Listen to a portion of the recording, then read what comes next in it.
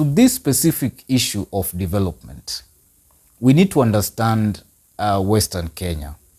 We have the issue of historical injustice to the region by all regimes that have ever come to power. Western region has been neglected, and any effort to build infrastructure, to create diversity of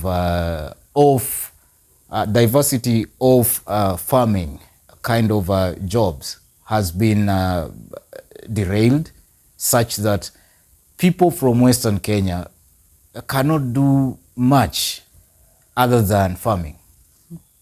Diversification of careers, diversification of job opportunities and stuff like that, it has been a problem in Western Kenya.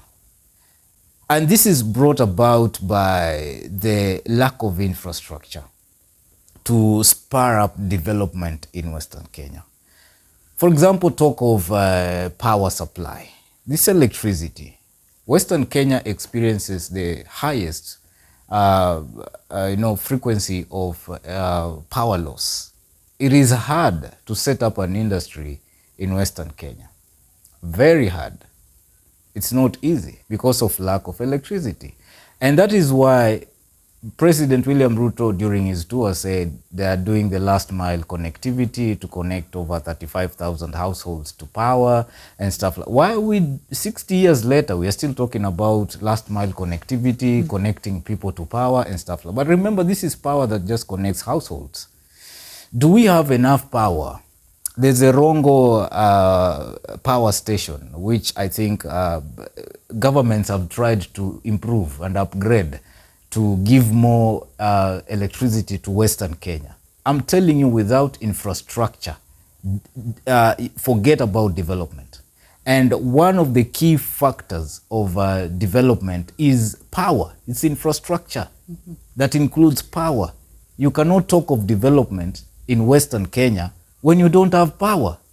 A simple business like welding, simple business like cottage industries where somebody is just anatengeneza milango, kuchomelea milango, power inapotea 24 hours. How will development? Huyo ni mtu ameemploy around 4-5 people.